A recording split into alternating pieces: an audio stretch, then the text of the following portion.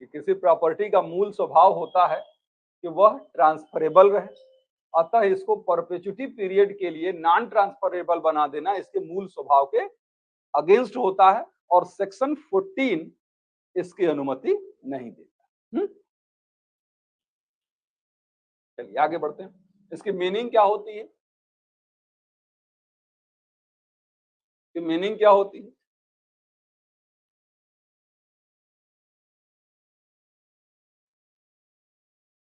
संपत्ति का ऐसा ट्रांसफर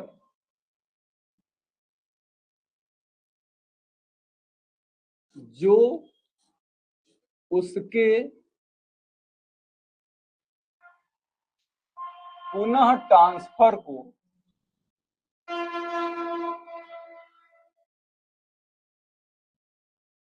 एक लंबे समय तक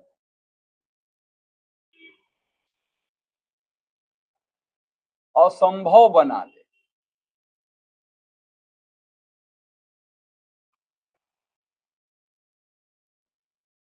इसको हम क्या कहते हैं? परपेचुटी कहते हैं। परपेचुटी यानी शाश्वतता का मतलब होता है कि शाश्वतता का मतलब होता है कि एक ऐसा ट्रांसफर जो उसके रीट्रांसफर को इम्पॉसिबल बनाए। तो यही है परपेचुटी। अब एक केस है इसमें एक केस है टैगोर वर्सेस टैगोर। प्री में पूछी भी जाती है ये case. Tagore versus Tagore, Cooper versus Cooper ना, टीपीए की प्रश्न है सब। कभी कभी टैगोर वर्सेस टैगोर भी पूछता है तो कूपर वर्सेस कूपर के तर्ज पर धारा 35 लगा के चले आते हैं कि हाँ यही है। फिर बाद में कहता है अरे यार वहां तो कूपर वाली केस। तो टैगोर वर्सेस टैगोर की केस।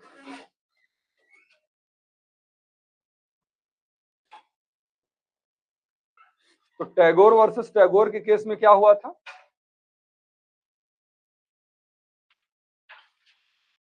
एक ऐसा ट्रांसफर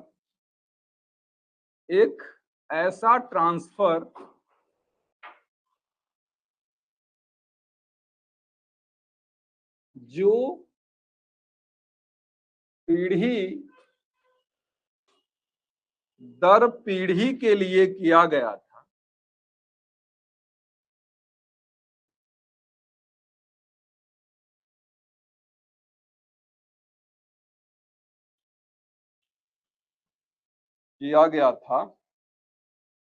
प्रीवी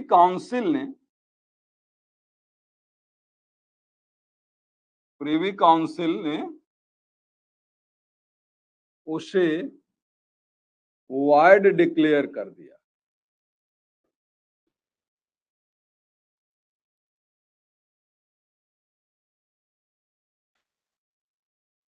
टैगोर वर्सेस टैगोर।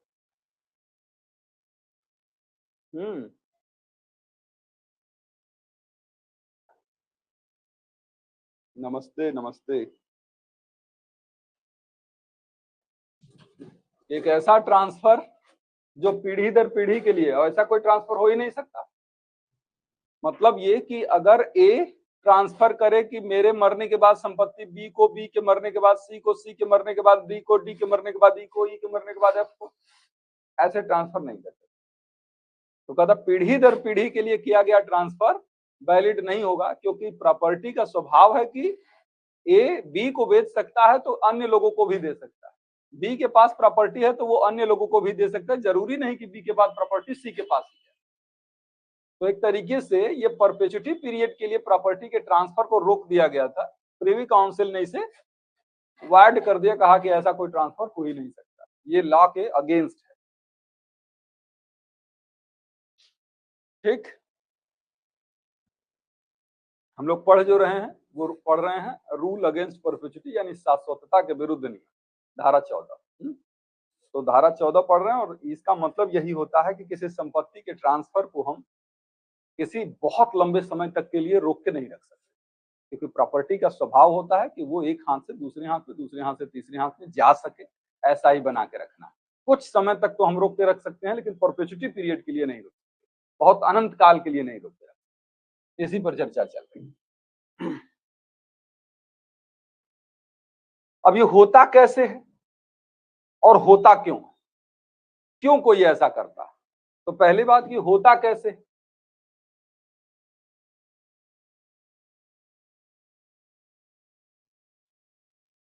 इसका निर्माण कैसे होता है? इसका निर्माण दो रूपों में होता है, दो तरीकों से होता है।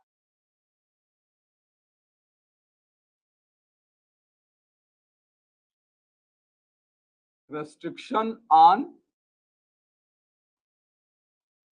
Alienation,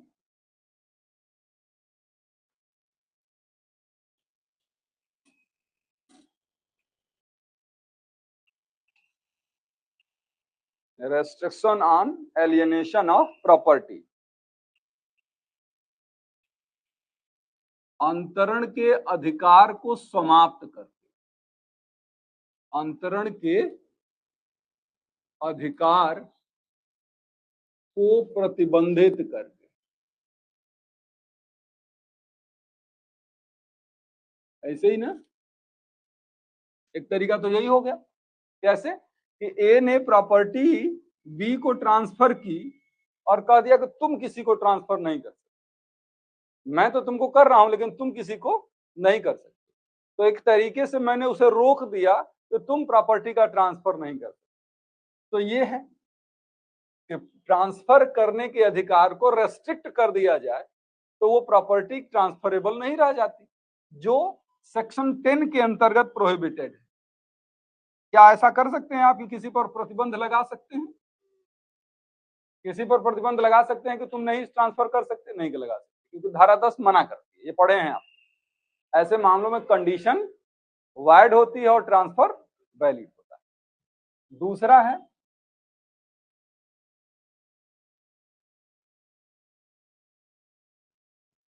creation of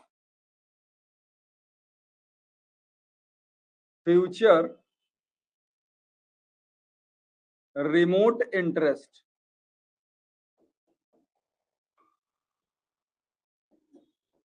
creation of remote future remote interest मतलब भविष्य में दूरस्थ हितों का सृजन करके,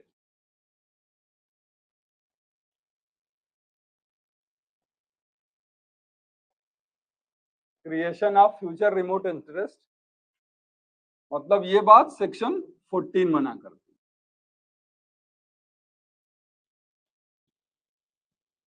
परपेचुटी का निर्माण कैसे होता है? दो तरीकों से, एक कि ट्रांसफरी के ट्रांसफर के अधिकार को ही हम उससे छीन लें, और दूसरा ये कि बहुत भविष्य में हम एक इंटरेस्ट को क्रिएट कर दिए।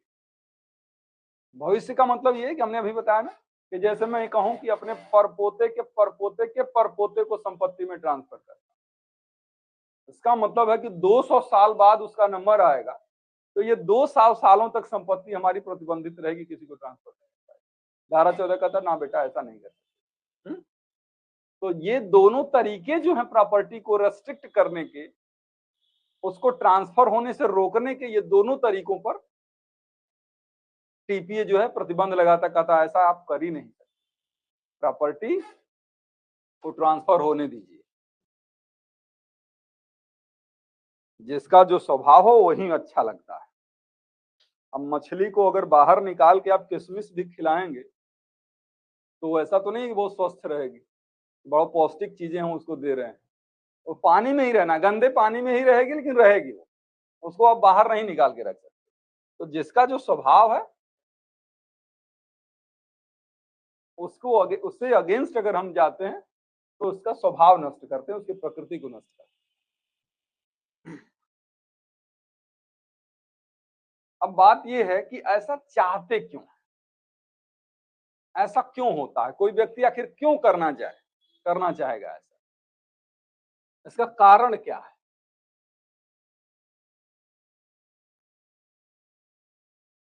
कारण इसका क्या है?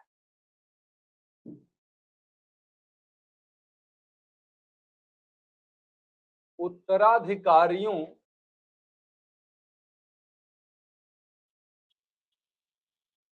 द्वारा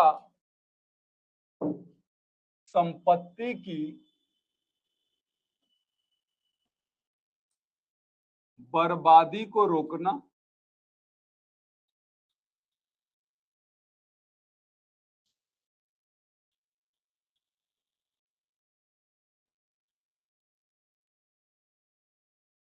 हम अपनी प्रॉपर्टी को एक लंबे समय तक नॉन ट्रांसफरेबल क्यों बनाना चाहते? उसका एक कारण होता है कि जैसे कहते हैं ना कि जिसके पास पैसा उसके पास इज्जत है, पैसा नहीं तो इज्जत नहीं। आप ज्ञानी बने रहिए, आपके ज्ञान की कहीं कोई इज्जत नहीं, और आपके ज्ञान से न तो कोई डरता है। दो ही व्यक्तियों से आदमी डरता है, एक तो ये कि जिसको लगता है कि ये हमारा कुछ बना सकते, तो हमको डर लगता है, या फिर ये कि ये हमारा कुछ बिगाड़ सकते, तो फिर डर लगता है। बाकी आपके अच्छे स्वभाव, आपके ज्ञान, इन सबों से किसी को कोई लेना देना नहीं है। तो अगर कोई व्यक्ति है ऐसा जिसके पूर्वजों की संपत्ति हो, चाहे उसने खुद जीवन में कमाई हो, जो खुद संपत्ति को कमाता है उस संपत्ति की कीमत उसको पता हो। आप अपने बच्चों से पूछेंगे और थोड़ा सा ठीक ठाक पैसे होंगे तो बच्चे डिमांड करेंगे, नहीं वो वाली कार ले लीजिए, जो BMW और कौन कौन सी जगुआर कार थी। आप कभी नहीं सोच सकते, क्योंकि आप कमा रहे हैं तो आपको उसकी कीमत पता है। वही बच्चा जब कमाने लगेगा तब वो सोचेगा कि काम तो 800 से भी चली जाता है, क्या जरूरत है यार कार में उतना पैसा लगाने। तो जो कमाता है उसको कीमत पता है, इसीलिए आदमी जो इतनी मेहनत पसीने से वो कमाई हुई संपत्ति है उसको बर्बाद होते नहीं देखता, और वो न चाहता है कि वो कभी बर्बाद। और कभी भी कॉम्पिटेंट पर्सन को अपने बाल बच्चन पर भरोसा बहुत कम होता है, और होते भी ऐसे हैं जो बहुत सक्षम लोग हैं उनके बाल बच्चे उतने टैलेंटेड नहीं होते। बहुत सारे, मतलब सारे नहीं कह सकते, लेकिन बहुत सारे ऐसे एग्जाम्पल मिलेंगे कि जिनको बहुत लोग जानते हैं, बहुत जीवन में अचीव किया, उनके बाल बच्चे उतना अचीव नहीं, उतना क्या साधारण अचीवमेंट भी उनका नहीं। तो इसलिए उनके मन में ये रहता है कि ये तो बर्बाद कर देगा। तो कोई ऐसी व्यवस्था बनाए कि ये चाह के भी प्रॉपर्टी को ट्रांसफर ना कर, ऐसी व्यवस्था बनाते हैं।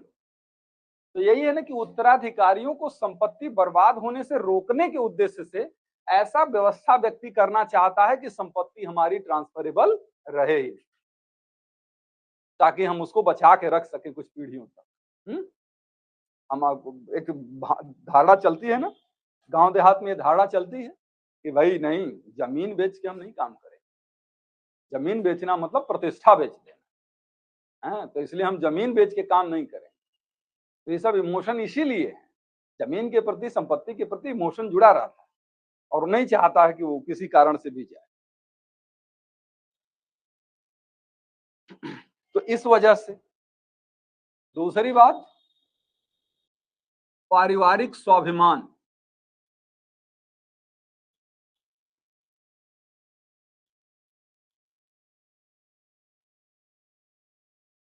पारिवारिक स्वाभिमान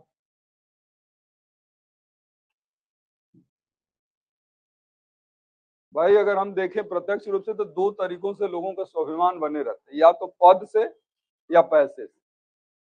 पद नहीं है तो हम किससे बनाएंगे? पैसे से। तो संपत्ति से मतलब, तो संपत्ति हमारे पास ज्यादा रहेगी तो स्वाभिमान बना रहेगा। ये भी है एक पुनर्जन्म में विश्वास।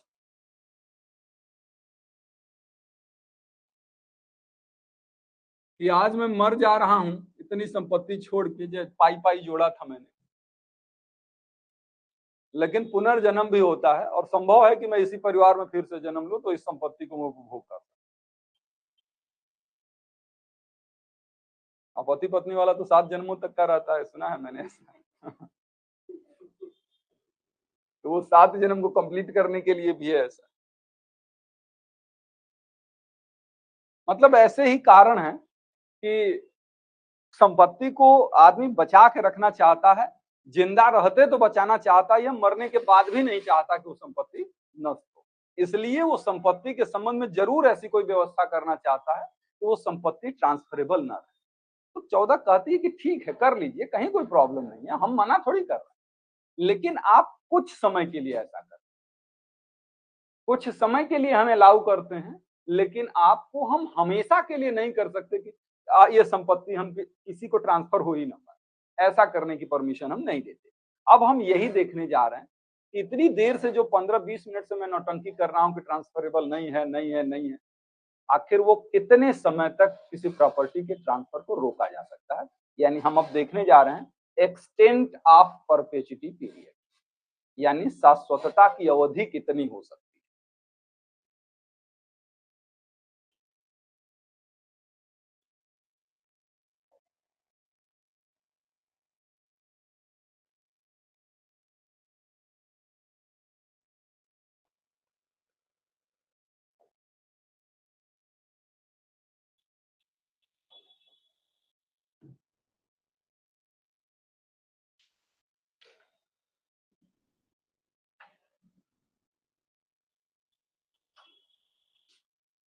मतलब कितने समय तक प्रॉपर्टी के ट्रांसफर को रोका जा सकता है, ला उतनी परमिशन हमको दे।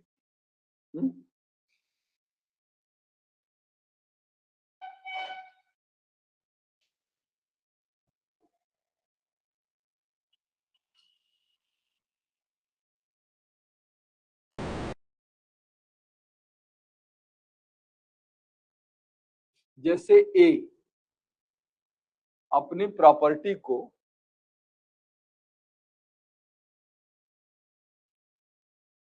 सोच रहा है कि मैं ऐसी कोई व्यवस्था करूं कि जल्दी ये ट्रांसफर ही ना हो पाए, तो ए कहता है कि मैं अपनी प्रॉपर्टी का ट्रांसफर बी को कर रहा हूं, मतलब या तो अभी कर दे रहा हूं या फिर मैं ये व्यवस्था कर रहा हूं कि मेरे मरने के बाद संपत्ति बी के पास जाए, ठीक।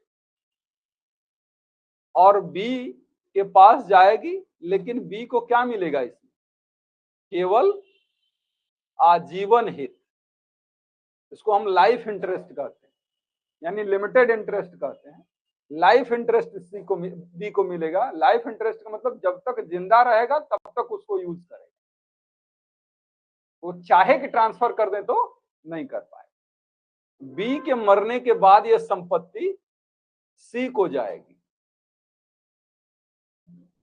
और सी को भी हमने क्या दे दिया, लाइफ इंटरेस्ट ही दिया, आजीवन हित दिया उसको।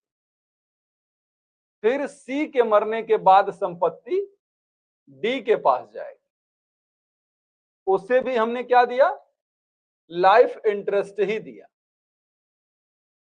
और डी के मरने के बाद ई के पास जाएगी, जो कि अनबार्न है, यानी इसको हमने एब्सोल्यूट इंटरेस्ट दे दिया, देना ही है, अब तो हमारी मजबूरी है।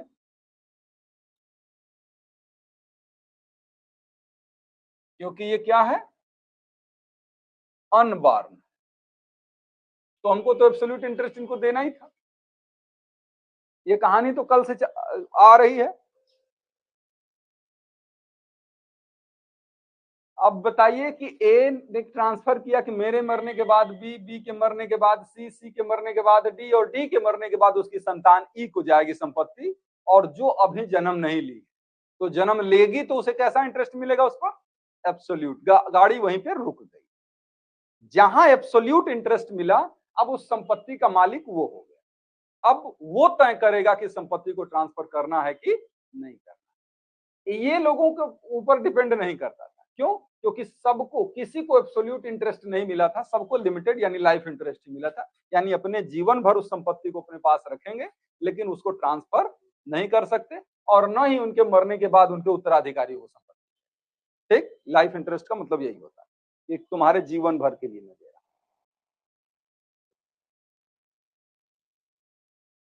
हूं। ठीक ना। अगर इसमें से किसी को एब्सोल्यूट इंटरेस्ट दे दिया होता, दे सकता था ना, तो वहीं चेन रुक जाती है। अब उसके बाद ये नहीं बता सकते कि तुम्हारे मरने के बाद किसके पास। तो इस तरीके से ये प्रॉपर्टी का ट्रांसफर करें। इसका मतलब ये है कि बी जिनको भी लाइफ इंटरेस्ट दिया जा रहा है, इसका मतलब ये सब ट्रांसफर की डेट को एग्जिस्टेंस में है। कल हम लोग पढ़े कि केवल जीवित व्यक्तियों को ही लाइफ इंटरेस्ट दिया जा सकता है। जो जीवित नहीं है, मतलब अस्तित्व में नहीं है, उसको तो केवल और केवल एब्सोल्यूट इंटरेस्ट ही दिया जाए।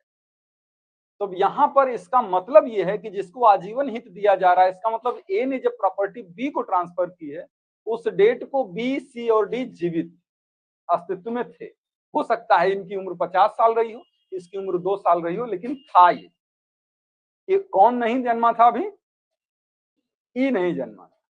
अब हम परपेचुटी पीरियड कितनी हो रही, कितने समय तक प्रॉपर्टी रुक रही है, उसको देख लेते हैं। जैसे मान लीजिए ए कहा कि हमारे मरने के बाद संपत्ति बी के पास जाएगी। ए के मरने के बाद बी जो है 10 सालों तक जीवित रहा। फिर उसके बाद बी के मरने के बाद 15 सालों तक सी जीवित रहा। सी के मरने के बाद फिर 10 सालों तक डी जीवित रहा। अब फिर उसके बाद प्रॉपर्टी सी को मिल गई।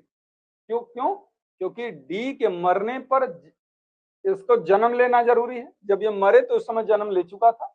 और इसको सामान्यतया कब मिलता है इंटरेस्ट, वेस्टेड इंटरेस्ट कब मिलता है? जब वो जन्म लेता है। तो मतलब जो ही ये मरे प्रॉपर्टी सी के पास चली गई। अब इसमें आप जोड़ेंगे कि कितने समय तक प्रॉपर्टी को रोक के रखा गया, तो 10 15 10 प्लस 15 प्लस 10 यानी 35 ईयर्स तक इसकी परपेचुटी की पीरियड रही। इतने समय तक प्रॉपर्टी को बांध के रखा गया कि 35 सालों तक प्रॉपर्टी ट्रांसफर करने का हक किसी को नहीं होगा। लेकिन अब जब बच्चे के पास गई, उसको एब्सोल्यूट इंटरेस्ट है, वो तो ट्रांसफर कर सकता है। ये बात क्लियर है सबको? ऑनलाइन वाले सारे बच्चे बताइए।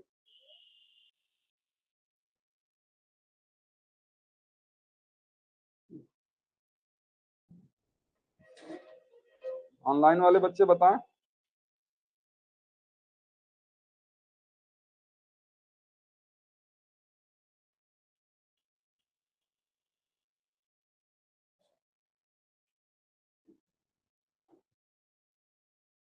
ठीक है इतना?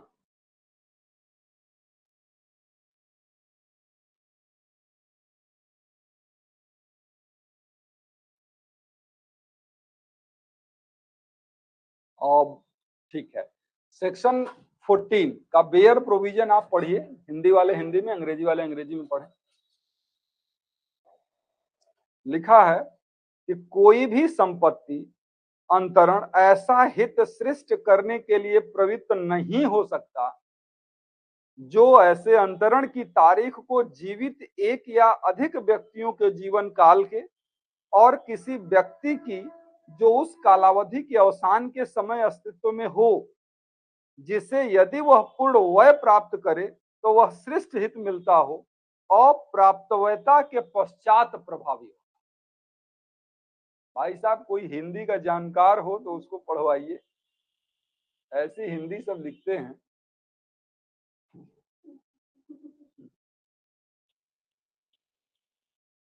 बहुत सारे बच्चे पहली बार पढ़ रहे होंगे जो पहले से नहीं समझे होंगे, तो सर आप ही बता दो, क्योंकि कुछ पढ़ ले तो पढ़ नहीं रहा, श्रेष्ठ और पता नहीं क्या क्या, आप ही बता दीजिए, कुछ क्लियर हो जाए।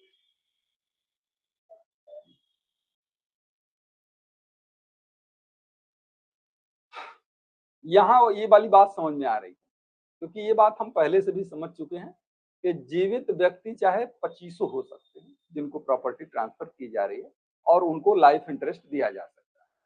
अजन्मे को हमेशा एब्सोल्यूट इंटरेस्ट ही। वो प्रॉपर्टी क्यों है? सी तक पहुंचा, ई तक पहुंचाने के लिए इतने बिचौलिया तैयार किए, है ना। एक तरीके से ट्रस्टी हैं कि वो प्रॉपर्टी को तब तक अपने हाथ में रखेंगे जब तक कि वो जन्म ना ले ले, है ना। तभी तक है ना, इनको हाथ में पकड़ा दिया गया। वही हमने कहा कि जब गंगा में नहाने आप जाते हैं तो कपड़े और घड़ी और मोबाइल सब पकड़ा के जाते हैं, और डुबकी लगाते समय भी आपका ध्यान रहता है कि कहीं निकल तो नहीं गया है। डुबकी लगा रहे हैं लेकिन ध्यान वही है। जैसे मंदिर में जाते हैं और चप्पल अगर नहीं पहन के गए हैं तो कैसे पूजा करते हैं? त्वमेव माता च पिता त्वमेव। ध्यान आपका चप्पल पे है कि कहीं गायब न हो रहा उधर।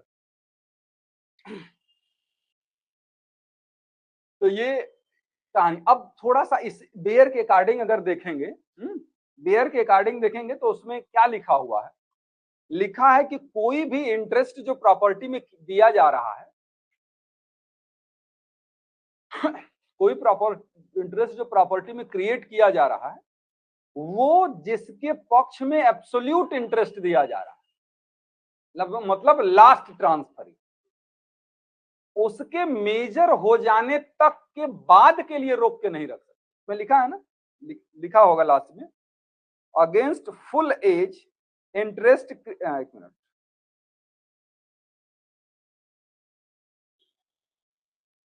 हाँ लिखा है ना कि at the date of such transfer and the minority of the person who shall be existence at the expiration of the period and to whom if he attains full age the interest created is to belong। मतलब अगर minor के पक्ष में किया जा रहा है या जन्मे के पक्ष में किया जा रहा है तो केवल हम उसको तभी तक रोक के रख सकते हैं जब तक कि वो मेजर नहीं हो जाए। ठीक है ना? जो हमने धारा 20 में पढ़ा था कि उसके जन्म पर उसको निहित हित मिलेगा या जैसा पार्टी चाहे। तो चाहे तो कितना, क्या 99 साल का हो जाएगा तब? नहीं, पार्टी के चाहने पर भी वो 14 साल से ज्यादा के लिए उसको रोक के नहीं रख सकता। अरे 14 का 18 साल तक के ज्यादा के लिए रोक के नहीं रख सकता। अब यहां पर इस कहानी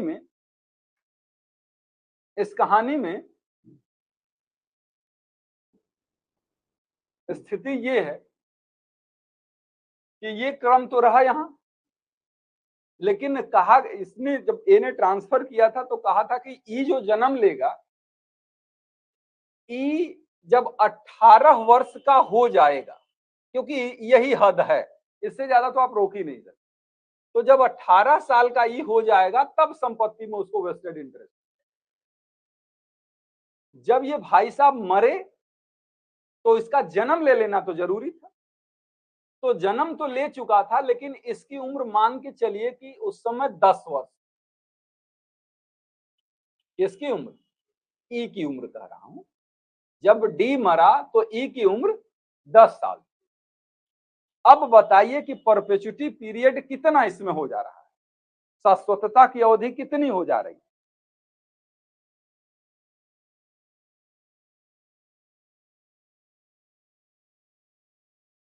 कितने समय तक प्रॉपर्टी को ट्रांसफर रोक दिया गया, बताइए। टोटल कितना समय तक के लिए रोका गया?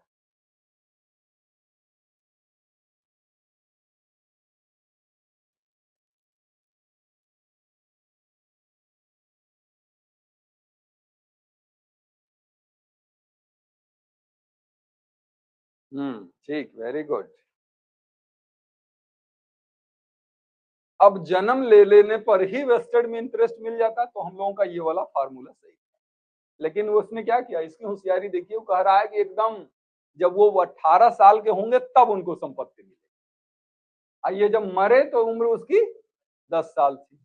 इसका मतलब अभी 8 सालों तक माइनर उस प्रॉपर्टी को ट्रांसफर नहीं कर सकता, या यूं कह सकते हैं कि माइनर को एब्सोल्यूट इंटरेस्ट उसमें नहीं है। हाँ, उसको वो ट्रांसफर नहीं कर सकते, उस पर मालिकाना हक नहीं रखेंगे। कितने सालों तक?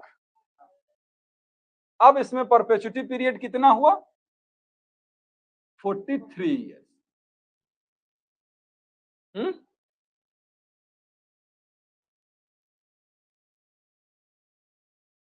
अब एक्साइटमेंट में बच्चे क्या करते हैं ना, यहां जब मरा तो उसके बाद 18 साल जोड़ देते, गलत है। इसमें देखिए कि वो मरने पर उस बच्चे की उम्र क्या है। अब वो उम्र क्या है इसके हिसाब से कि 18 साल पूर्ण होने में कितनी उम्र बची हुई है, तो 10 साल का तो वो था ही, बचा कितना? केवल 8 साल। तो अब अगर उस यहां समाप्ति जो हो रही थी इसके बाद +8 कर देंगे तो इसका मतलब है आ जाएगा कि कितने समय तक संपत्ति को रोक के ए ने रखा था। तो ए इतना होशियार पर्सन है कि प्रॉपर्टी को उसने 43 सालों तक रोक के रखा कि 43 साल तक कोई ट्रांसफर इसको नहीं कर पाएगा मेरे मरने के बाद। सही है।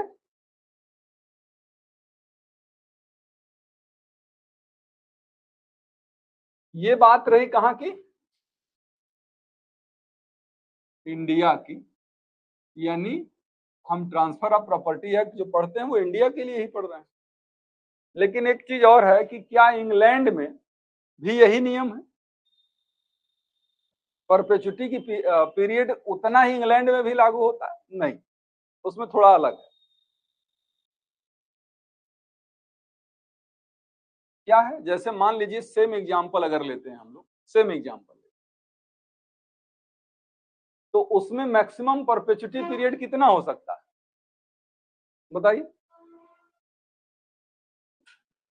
इंग्लैंड में यही एग्जांपल है कि ए के मरने के बाद बी, बी के बाद सी, सी के बाद डी, और यही 10 साल 15 साल और 10 साल जीवित रहे हैं।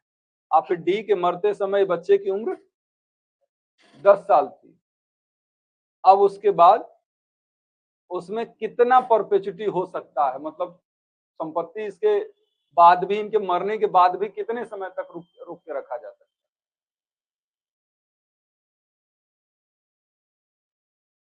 अधिकतम क्या हो सकता है? एक बार कमेंट देख ले, क्या हो सकता है बच्चों?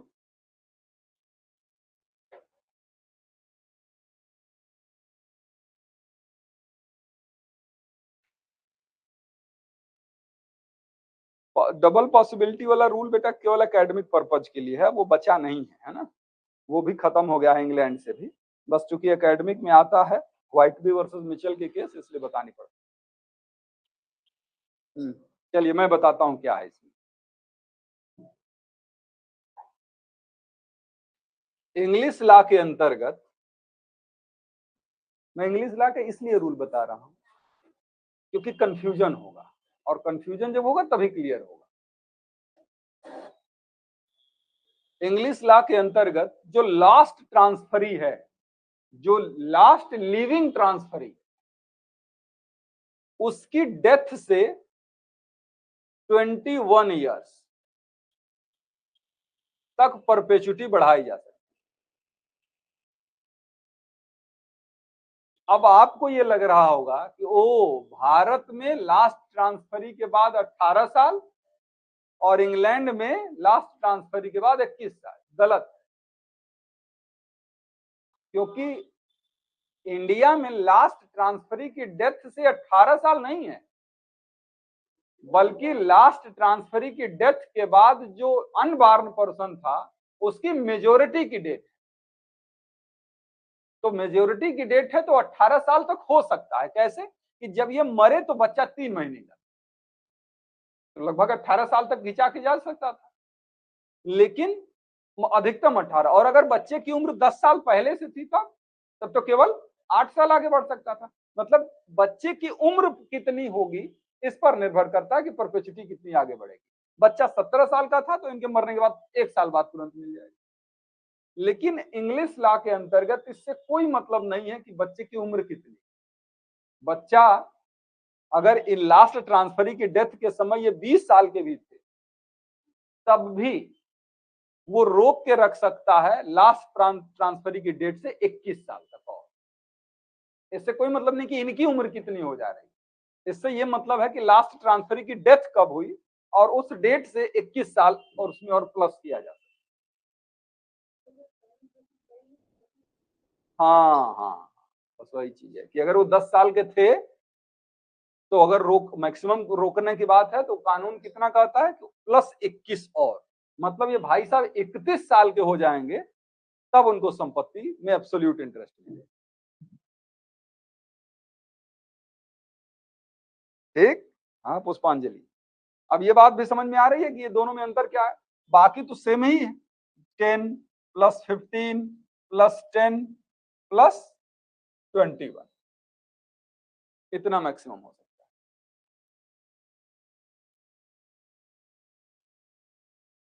मतलब इसमें कितना हो जाएगा टोटल 56 साल। जो बच्चे कल का लेक्चर नहीं देखे हों उनको आज की बात पल्ले नहीं पड़ेगी।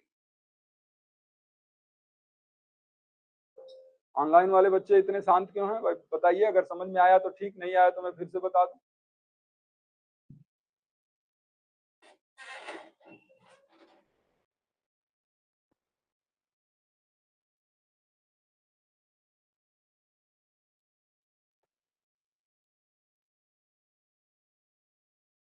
ठीक है, यही गणित थोड़ी सी कठिन है।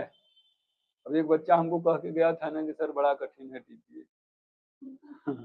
ढंग से पढ़ेंगे तो कठिन है, लेकिन ये है कि अगर आपको मजा आने लगा टीपीए तो टीपीए ज्यादा अच्छा। जैसे हमको भी टीपीए पढ़ाने में इतना मजा आता है कि मैं वेट करता हूं कि टीपीए आए, लेकिन बस शर्त ये है कि वो बच्चे अच्छे हों जो टीपीए समझ सके। तो मजा आए, क्योंकि एकदम जब टीपीए का ट नहीं जानते हो तो उनको टीपीए पढ़ाएंगे तो फिर वो एकदम ऊपर से चला जाए। कॉन्स्टिट्यूशन है वो भी पढ़ाने में मजा आता है अगर बच्चा थोड़ा सा आईक्यू लेवल ठीक है उसका।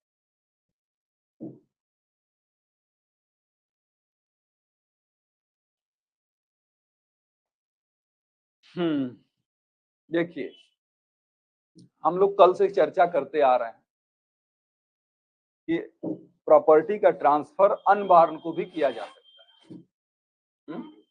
लेकिन उसके लिए एक प्रायर इंटरेस्ट को क्रिएट करना होगा, यानी एक बिचौलिया इंटरमीडियल्स जो है उसको तैयार करना पड़ेगा। तो हमने यही काम किया है कि अनबार्न के फेवर में प्रॉपर्टी को ट्रांसफर कर रहे हैं। ई अनबार्न है और ए ई के पक्ष में ट्रांसफर कर रहे हैं। तो वो चाहता है कि संपत्ति मतलब ज्यादा दिनों तक रुक के रखे ना ट्रांसफर हो पाए, तो उसने एक लिविंग पर्सन बी को दिया और उनके मरने के बाद कहा कि तुम्हारे छोटे भाई जो सी है उसको जाएगी, उसके मरने के बाद संपत्ति डी को जाएगी और डी के मरने के बाद संपत्ति उसकी बेटे या जो ई नाम के व्यक्ति को जाएगी जो अभी नहीं जन्मा है। अगर जन्मा होता तो मैं डायरेक्ट उसी को दे देता, फिर नौटंकी नहीं करता इतनी, लेकिन जन्मा नहीं है तो इसलिए मैं देना तो उसी को चाह रहा हूं। अब ये एक तरीके से इसका जुगाड़ क्या है कि हम प्रॉपर्टी को इतने सालों तक रोक के रखें, सबको बस आधा आधा हक दे रहे हैं कि वो तुम ट्रांसफर ही ना कर पाओ।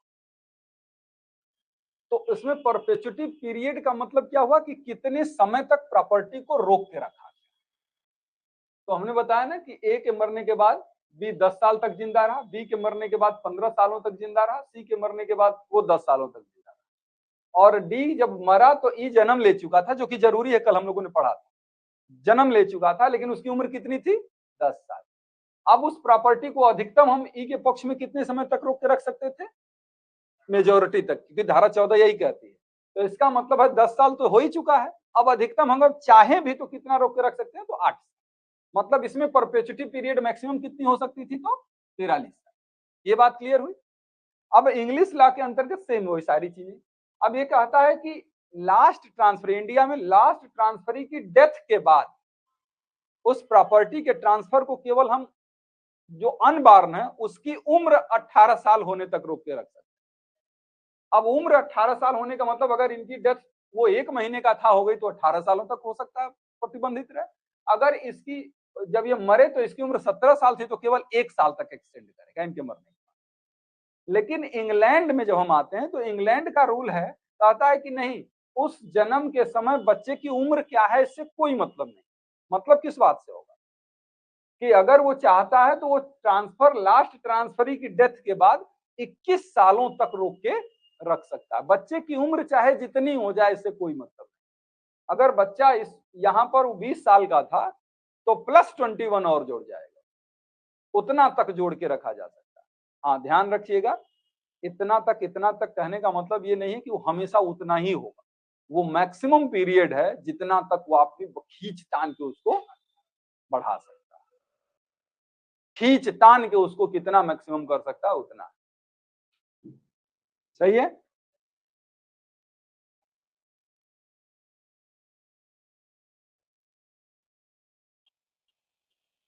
ठीक है संगीता।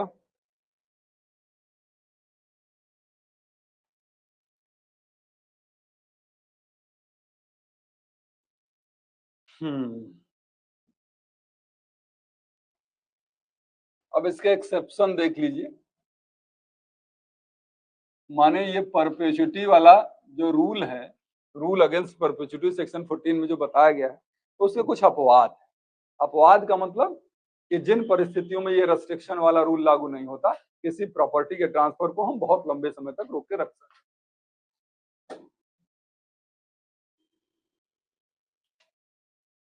लोक लाभ के लिए, लोक लाभ के लिए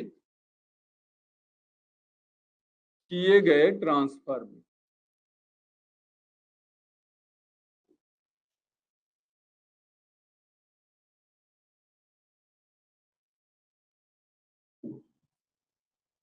transfer for the benefit of public, transfer for the benefit of public, यानी जब कोई ट्रांसफर पब्लिक के बेनिफिट के लिए किया जाता है, जैसे कहते हैं ना कि ट्रस्ट बना दिया हमने, कि हमने प्रॉपर्टी का ट्रांसफर एक व्यक्ति को कर दिया, एक संस्था को कर दिया, और हमने कह दिया कि तुम किसी को नहीं करोगे, और इससे जो आय है उसका फायदा आप आम जनता की भलाई के लिए करें। तो वो ट्रस्ट उस संपत्ति को, जो ट्रस्टी है उस संपत्ति को कहीं ट्रांसफर कर ही नहीं सकता 100 साल, 200 साल, 500 साल। क्यों? क्योंकि उसमें पब्लिक बेनिफिट जुड़ा हुआ है। लोक लाभ के लिए किया जाने वाला अंतरण, उस पर परपेचुटी वाला रूल लागू नहीं। क्लियर है ये बात? पर्सनल एग्रीमेंट,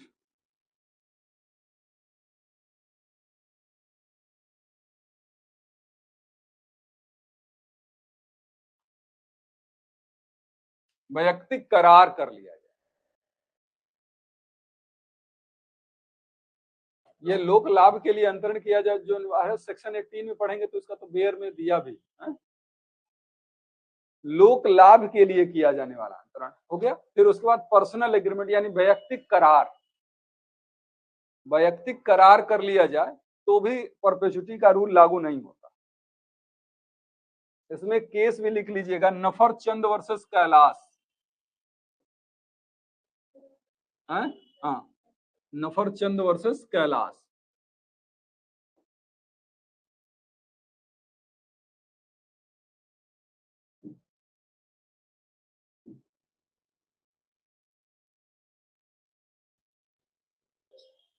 नफरचंद वर्सेस कैलाश के केस में क्या हुआ था? इसमें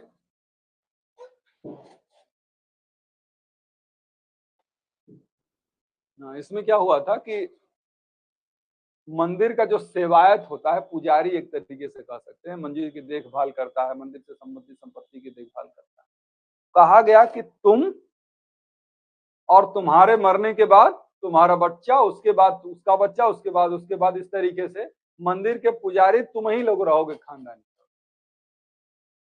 माना गया कि ये बिल्कुल ठीक है, इसमें कोई प्रॉब्लम नहीं है। एक तरीके से जो पर्सनल एग्रीमेंट यहाँ दिखाया जा रहा है वो पब्लिक बेनिफिट के लिए किए जाने वाले ट्रांसफर पर के ही संबंध है।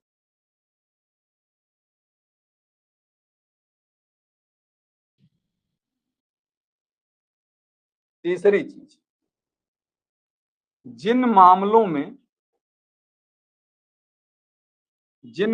में इंटरेस्ट का ट्रांसफर ही न हुआ, जिन मामलों में इंटरेस्ट का ट्रांसफर ही न हुआ हो,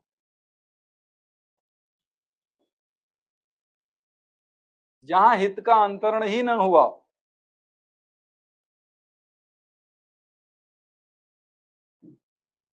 जैसे चार्ज। ये मैं बार बार इसलिए याद दिला देता हूं आपको कि आपको लगता है कि भार जो है संपत्ति का अंतरण है, चार्ज, लेकिन चार्ज प्रॉपर्टी का ट्रांसफर नहीं हो। तो ऐसा कोई ट्रांजैक्शन जिसमें इंटरेस्ट का ट्रांसफर ही नहीं होता, तो वो किया जा सकता है अनंत काल के लिए, इसमें कहीं कोई प्रॉब्लम नहीं। जैसे भार का मतलब समझते हैं ना, दायित्व, कि एक तरीके से ये संपत्ति पर ये लायबिलिटी है कि इस संपत्ति का जो भी स्वामी होगा वो उस संपत्ति से संबंधित इस दायित्व की पूर्ति करेगा। ठीक, अब ये संपत्ति आज ए के पास है, कल बी के पास होगी, कल C D E F G H I J K किसी के पास होगी, लेकिन उसके ऊपर ये भार जो इसको पूरा करने का है वो उसके साथ जुड़ता है। तो यही कहता है कि ये जो है वो परपेचुटी पीरियड के लिए किया जा सकता है कि जब तक ये संपत्ति रहेगी तब तक इस संपत्ति के स्वामी को ये दायित्व निर्वहन करना पड़े।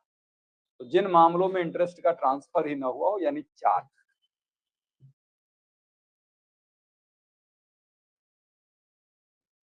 In case of vested interest,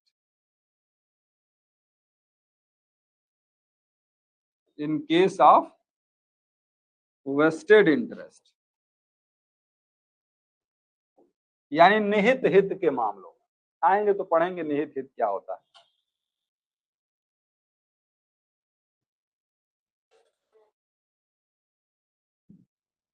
निहित हित के मामलों में कहाँ है निहित हित, कौन सी धारा में?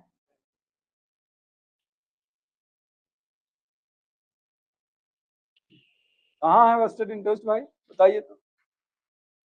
मेधावी छात्रा की तरह बेर पलट के नहीं, इसे नकल तो ऑनलाइन वालों को भी पकड़ में आ जाती है। और जो वेस्टेड इंटरेस्ट है वो 19 में है। उसके बाद है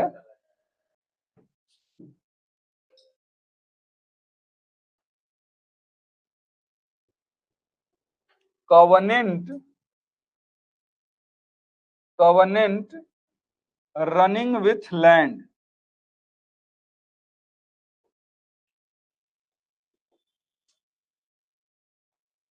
कवनेंट रनिंग विथ लैंड यानी भूमि के साथ चलने वाली प्रसंविदाएं, भूमि के साथ चलने वाली प्रसंविदाएं।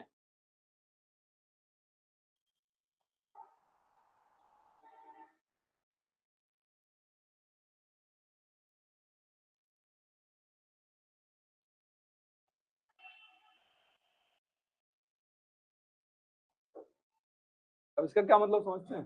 कभी कभी कोई चीज जो होती है ना, इससे कोई मतलब नहीं कि जैसे मान लीजिए घर ही है, इससे कोई मतलब नहीं कि घर का मालिक कौन है। वो कॉन्ट्रैक्ट, अब चूंकि जमीन तो करेगी नहीं आपको, कॉन्ट्रैक्ट करेगा ह्यूमन बीइंग। सलमान खान की एक संस्था भी है ना ह्यूमन बीइंग, तो करेगा कॉन्ट्रैक्ट कौन? Human being.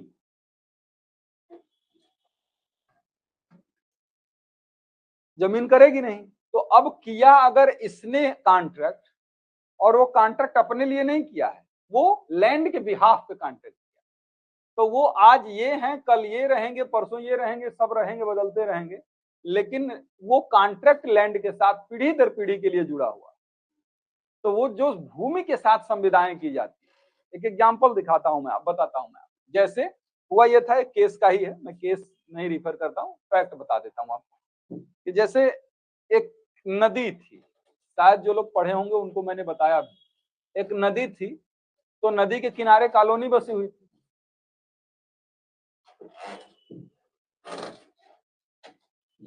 तो अब होता यह था कि नदी में अक्सर बरसात के दिनों में पानी बढ़ जाता था, तो वो कॉलोनी में पानी आ जाता। तो ये एग्रीमेंट हुआ कि जिन जिन लोगों का मकान नदी के किनारे है वो हर साल चंदा देंगे, और जिससे कि ये हम लोग मेड़ जो है ना नदी की, इसको हम मजबूत कर दिया करें। तो मान लीजिए घर जिनका था उनके साथ कॉन्ट्रैक्ट हुआ, अगर एक्स नाम का व्यक्ति अपना घर वाई को बेच के चला जाता है, तो क्या वाई भी चंदा देने के लिए बाउंड है? बिल्कुल है, क्योंकि एक्चुअल में कॉन्ट्रैक्ट एक्स के साथ नहीं हुआ था, इस घर के साथ हुआ। अब इस घर का मालिक एक्स था तो एक्स दे रहा था, इस घर का मालिक जब वाई हो जाएगा तो वाई, और ये पीढ़ी दर पीढ़ी के लिए चलती रहे। इससे कोई फर्क नहीं पड़ेगा कि, क्योंकि ये कॉन्ट्रैक्ट एक्चुअल में पर्सन के साथ नहीं बल्कि प्रॉपर्टी के साथ। तो लिखा है ना हमने कि कवनेंट रनिंग विथ लैंड, भूमि के साथ चलने वाली प्रसंविदाओं पर भी परपेचुटी वाला रूल लागू नहीं होता।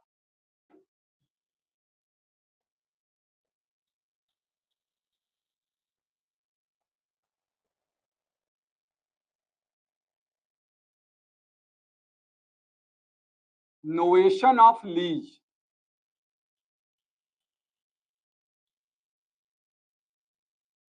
नोवेशन ऑफ लीज, इसको कहते हैं पट्टे के नवीकरण के मामलों, पट्टे के नवीकरण के मामले।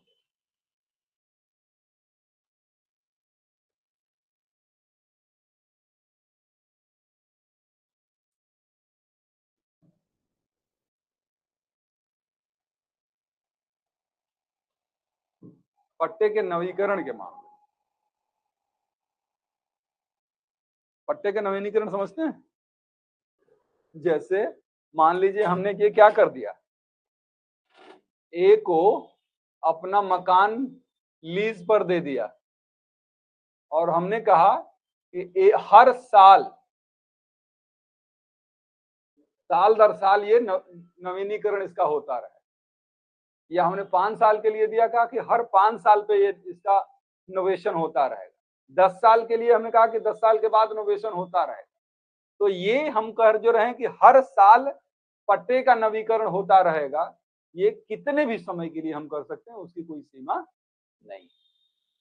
हालांकि कोई जल्दी करता नहीं है क्योंकि इससे जो ट्रांसफरर है उसका इंटरेस्ट प्रभावित होने लगता है।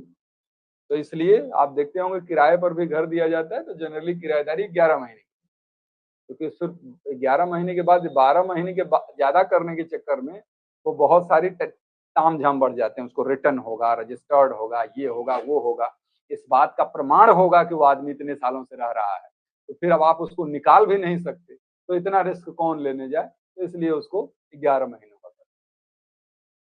पहले तो किराएदारी का एग्रीमेंट बनता जल्दी नहीं, सब लोग नहीं बनाना चाहते, क्योंकि रहने दो, ऐसे तो हम कभी भी कह देंगे कि भैया निकल जाइए। अगर हमने एग्रीमेंट कर लिया तब तो कानून बतियाने लगेगा।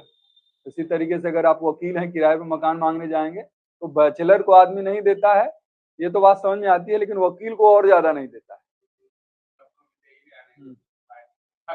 नहीं देता है वो मकान, जानता है कि कचर कचर बतियाएगा।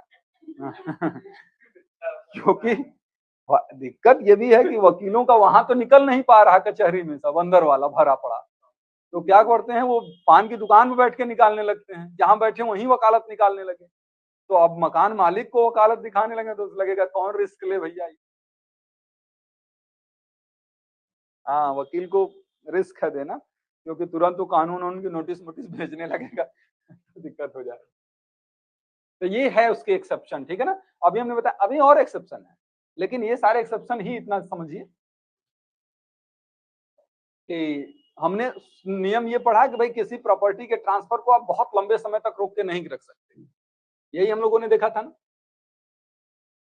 इसमें टाइम इसलिए लग गया क्योंकि मैथ था और लॉ वाले मैथ नहीं जानते। लॉ वालों को सब ठीक है, कमलाबाई वर्सेस रमलाबाई पढ़ाते रहिए, सब ठीक रहेगा, लेकिन जो ही 2+2 आया उनका दिमाग हैंग कर जाता है, लगता नहीं अब इस पर बात नहीं हो सकती। बहुत सारे बच्चे तो इसीलिए लॉ पकड़ते ही हैं क्योंकि उनकी मैथ कमजोर होती है। अब आजकल हमसे जो परामर्श करने वाले लोग हैं कि भाई क्या कराएं हम अपने बच्चे को, बहुत सारे लोग पूछते हैं इंटर में इसकी मैथ कमजोर है, लॉ करा दे। मैथ कमजोर है तो लॉ करा देते, उसको पॉलिटी में बड़ा इंटरेस्ट है।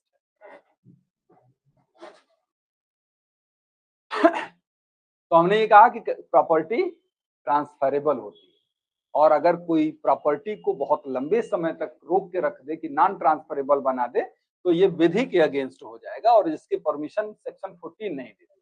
मतलब प्रॉपर्टी के ट्रांसफर को, प्रॉपर्टी के रीट्रांसफर को इम्पॉसिबल बना देना ही परपेचुटी।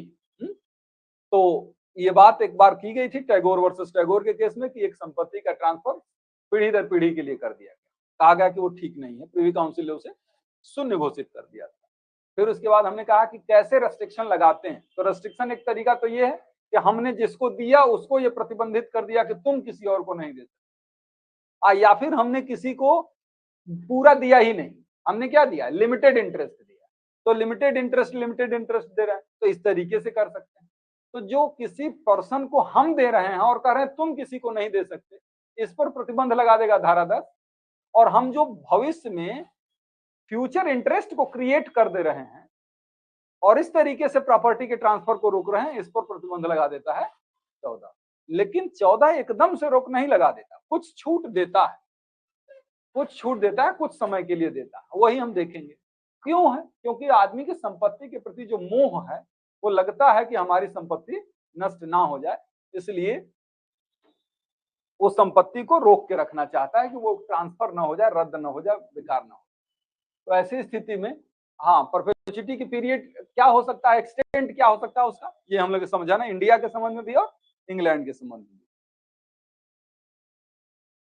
फिर उसके बाद हम लोगों ने उसके एक्सेप्शन देखे कि कौन से मामलों में परपेचुइटी, रूल अगेंस्ट परपेचुइटी यानी सेक्शन 14 अप्लाई नहीं होती, जो पब्लिक बेनिफिट के लिए ट्रांसफर किए जाते हैं, जो पर्सनल एग्रीमेंट कर लिए गए हों, जहां जिन मामलों में इंटरेस्ट का ट्रांसफर ही नहीं होता, या फिर वेस्टेड इंटरेस्ट के मामलों में, या फिर कवनेंट रनिंग विथ लैंड यानी भूमि के साथ चलने वाली संविदाओं में, और पट्टे के नवीकरण के मामले।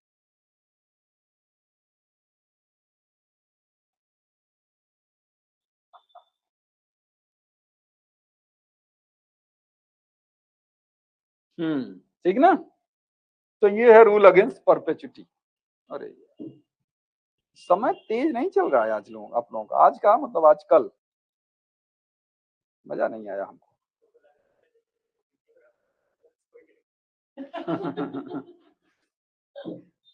कितने बजे से है गिनती? 8 बजे से चल रहा।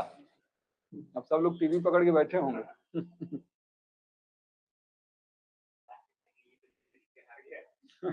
डिस्कशन होगा उस पर कि ये हुआ ये हुआ।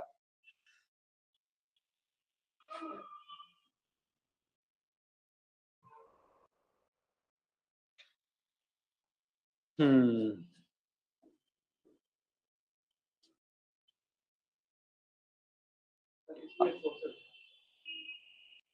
ये है बीच में 2 या 3 लोगों को लाइफ इंटरेस्ट क्रिएट करता है, जब तक उस बच्चे को जन्म होता है वो 18 साल से ज्यादा हो गया रहता है। क्या मतलब ए ने बी को लाइफ इंटरेस्ट क्रिएट किया, सी को किया, और उस बच्चे को अनबॉर्न पर्सन को उस समय में जब तीसरे आदमी के पास जाता है लास्ट ट्रांसफर के बाद, उस टाइम उसको 18 साल से उम्र ज्यादा हो गया। कोई बात नहीं, कोई बात नहीं, तुरंत मिल जाएगा। हाँ, ये मरेंगे, लास्ट ट्रांसफर ही जब ही मरेगा प्रॉपर्टी में तुरंत उसको इंटरेस्ट मिल जाएगा।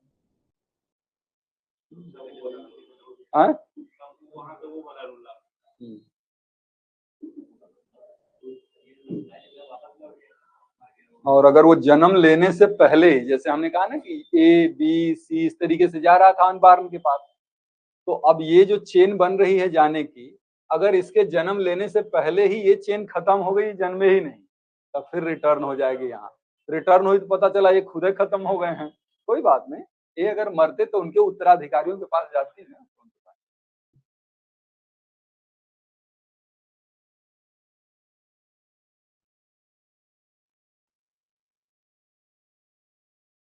नहीं नीरज, प्रेमशन पर लागू नहीं होगा, भाई किताब पढ़ के पूछ रहे हो बदमाश, हमने तो शुरू में ही कहा था। मैंने कहा था कि जितने मैं बता रहा हूं उससे ज्यादा है, तो उसमें प्रेमशन होगा, उसमें मार्गेज भी होगा।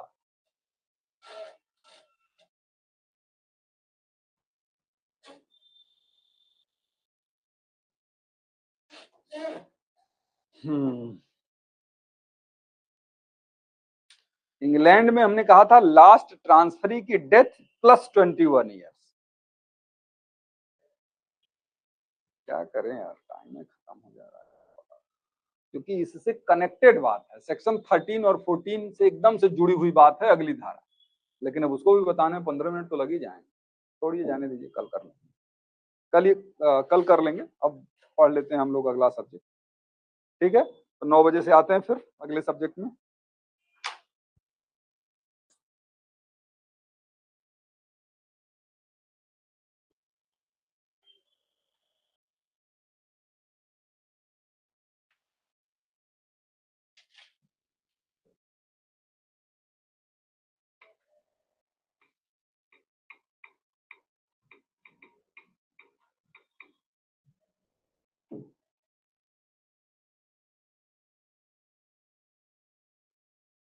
सविता, दिव्या, रोहित, ज्योति, राखी, अमीषा, कोमल,